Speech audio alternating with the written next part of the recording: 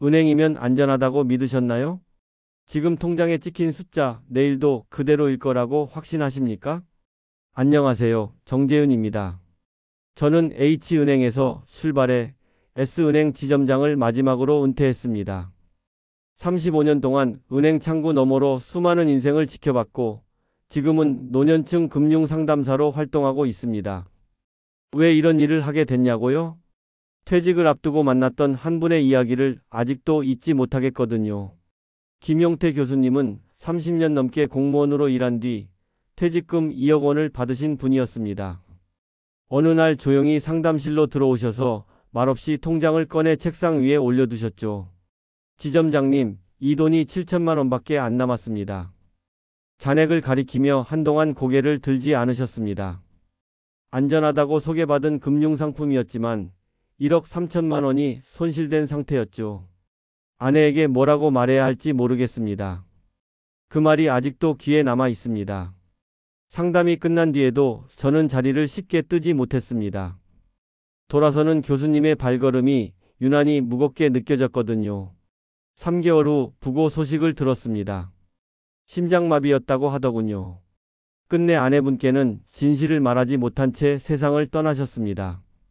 그날 이후 저는 이 일을 멈출 수 없었습니다. 수천 명의 어르신들이 평생 모은 돈을 하루아침에 잃는 장면을 너무 많이 봐왔기 때문이죠. 그중 대부분은 60세에서 89세 사이였습니다. 이 시기는 다시 큰 돈을 벌기 어려운 나이인데 중요한 결정을 대부분 혼자 내려야 하거든요. 그래서 이 시기에는 모으는 것보다 지키는 일이 훨씬 더 중요합니다. 돈의 문제는 건강 그리고 생명까지 흔들 수 있습니다. 그리고 그 시작은 아주 사소한 순간에서 비롯되곤 하죠. 오늘 영상에서는 65세 이상이라면 절대로 알아야 할 금융생존법을 알려드리겠습니다. 35년 금융 경력 동안 제가 직접 목격한 실제 사례를 바탕으로 3가지 치명적인 금융 함정과 이를 피하는 방법, 그리고 지금 당장 실천할 수 있는 5가지 행동 지침을 공개해 드릴 겁니다. 이건 은행에서는 절대 먼저 말해주지 않는 이야기입니다. 지금 구독과 좋아요 꼭 눌러주시고요.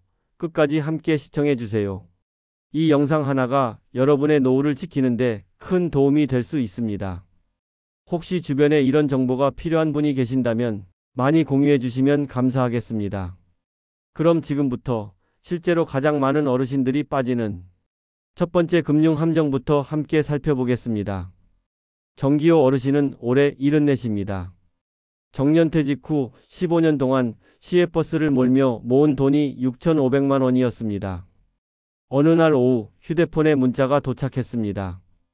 H은행에서 발송한 보안 점검 안내입니다. 평소 거래하던 은행 이름이라 별 의심 없이 링크를 눌렀죠. 10분쯤 지나자 전화가 걸려왔습니다. 안녕하세요. H은행 보안팀입니다. 고객님 계좌가 해킹됐습니다. 상대방은 이름, 계좌번호, 최근 거래 내역까지 모두 알고 있었습니다. 정 어르신은 진짜 은행인 줄 알고 안심했다고 하셨습니다. 지금 바로 안전계좌로 이체하지 않으면 전액 손실됩니다. 그 말을 듣고 상대방이 알려준 계좌로 6,500만 원을 모두 이체했습니다.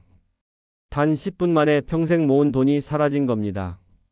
애들한테 말도 못했습니다. 생각할수록 내가 바보 같아요. 정 어르신은 상담 중에 그렇게 말씀하셨습니다. 이런 사례는 드물지 않습니다. 디지털 기기에 익숙하지 않은 세대일수록 위기 상황에서 판단을 놓치기 쉬운 법이죠. 특히 지금 당장 처리하지 않으면 안 된다는 심리 압박이 가장 위험합니다. 그럴수록 꼭 기억하셔야 합니다. 은행은 절대 전화나 문자로 비밀번호나 인증번호를 요구하지 않습니다. 급할수록 멈추는 게 맞습니다. 이게 바로 황금 5분의 원칙입니다. 문자나 전화로 정보를 요구한다면 그건 무조건 사기입니다.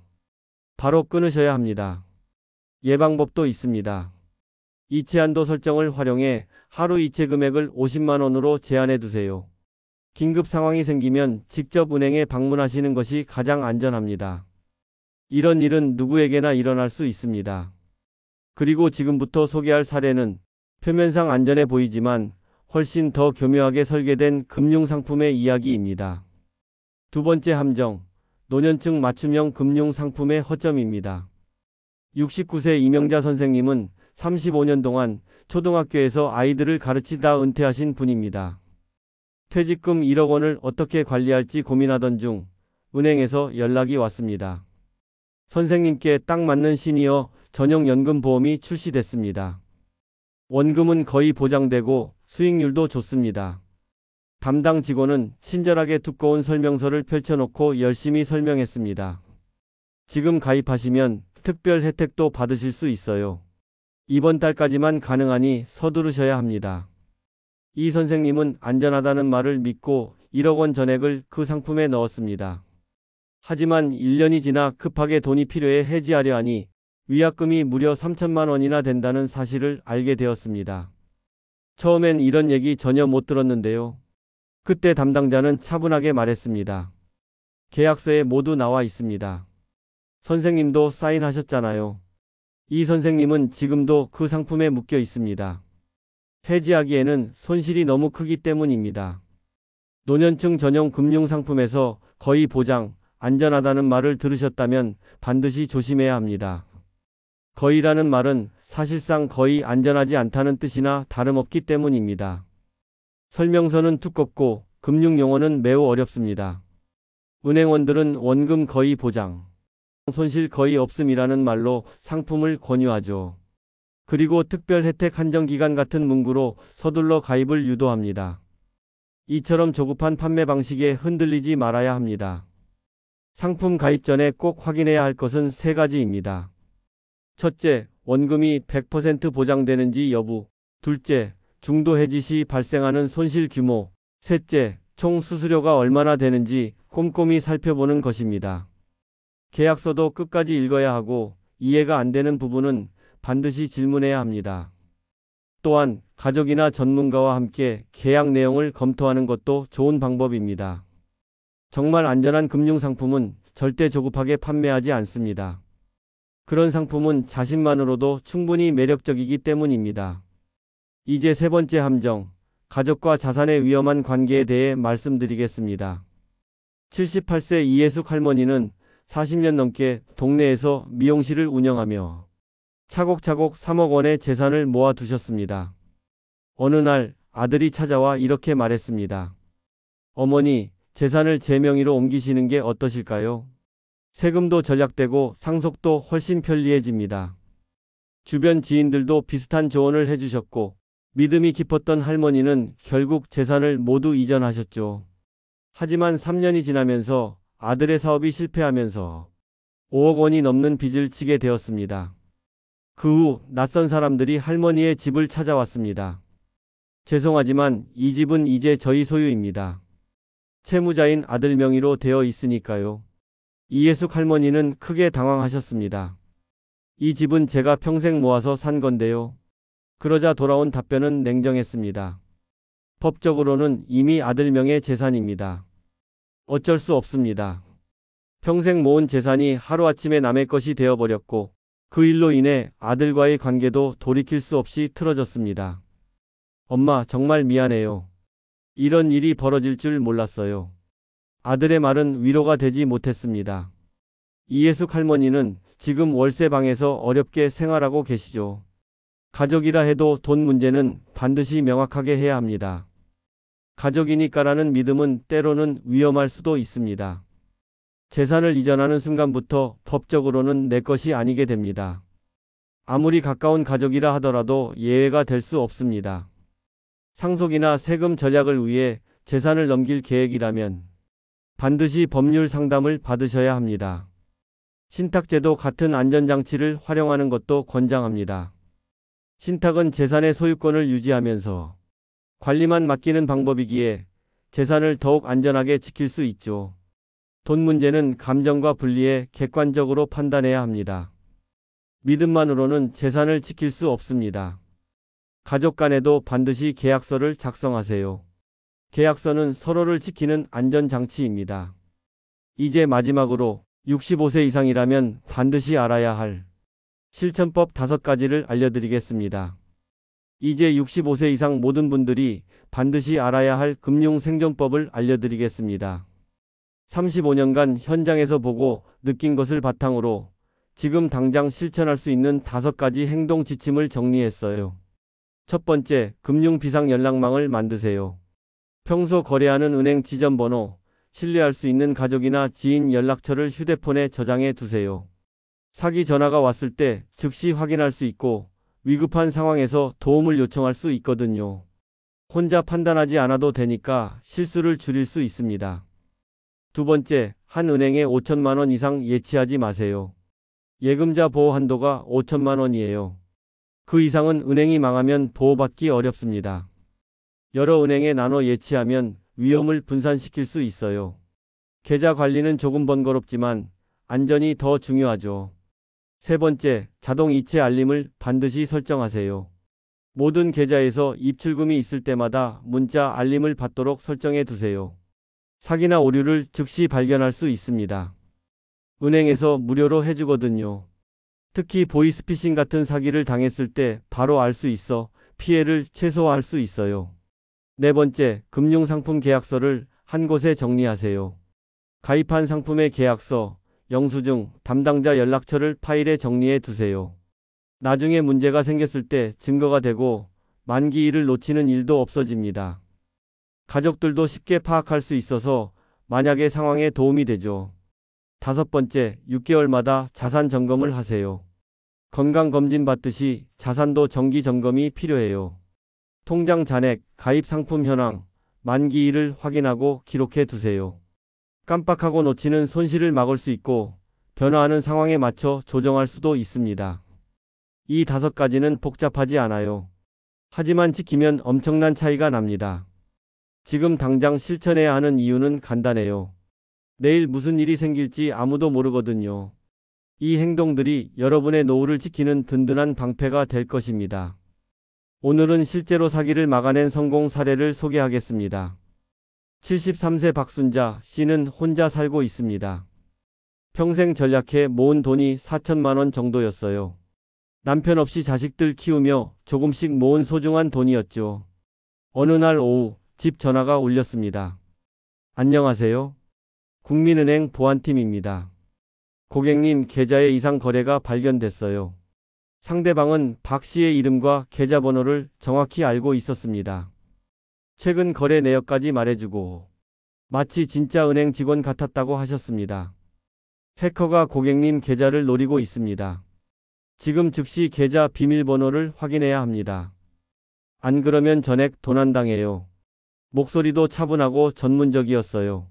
하지만 박 씨는 침착하게 평소 은행에서 받은 교육을 떠올렸습니다. 잠깐만요.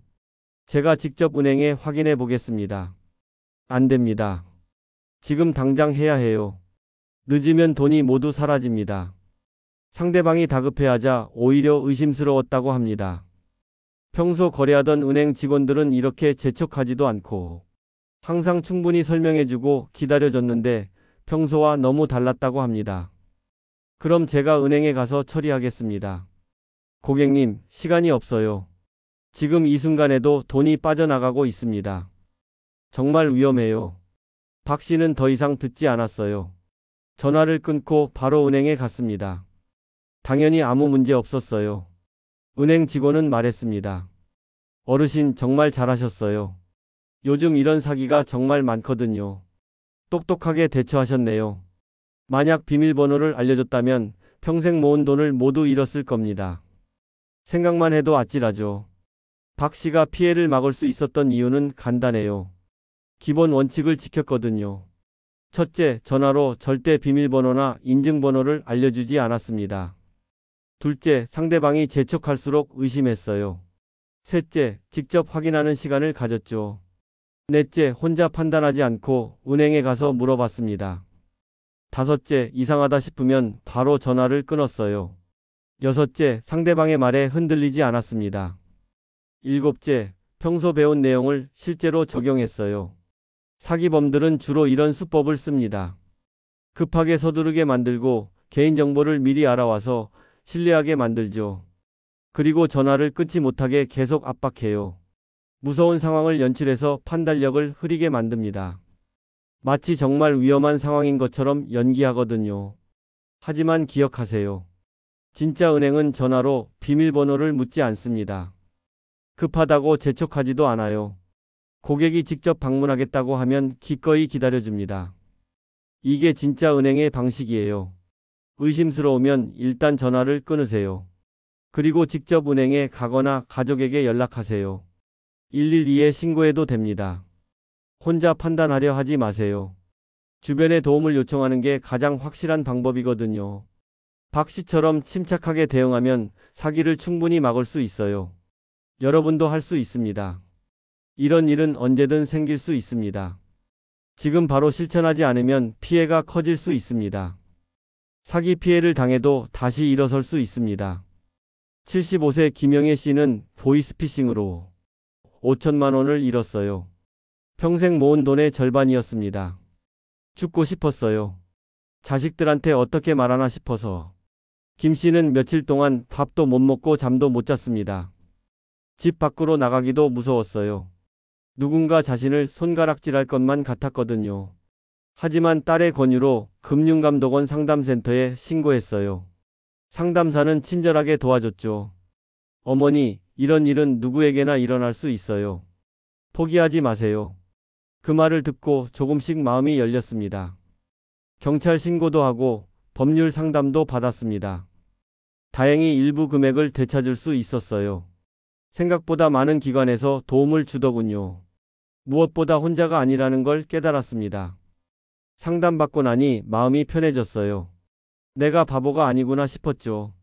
지금 김 씨는 피해자 모임에서 다른 분들을 도와주고 있어요. 같은 아픔을 겪은 사람들끼리 서로 위로하며 힘을 내고 있습니다. 경험을 나누며 새로운 희망을 찾았거든요. 피해를 당하면 절망스럽죠. 자책하고 숨고 싶어집니다. 가족들에게 실망감을 안겨줬다는 생각에 더 괴로워해요. 하지만 회복의 첫걸음은 도움을 요청하는 거예요. 혼자 끙끙 앓고 있으면 상황만 더 나빠집니다. 금융감독원 상담센터는 24시간 운영됩니다. 전문 상담사가 피해 신고부터 해결까지 도와줘요. 인터넷으로도 신고할 수 있거든요. 전화 한 통이면 됩니다. 소비자원에서는 피해 구제 신청을 받고 있어요. 무료 법률 상담도 제공하죠.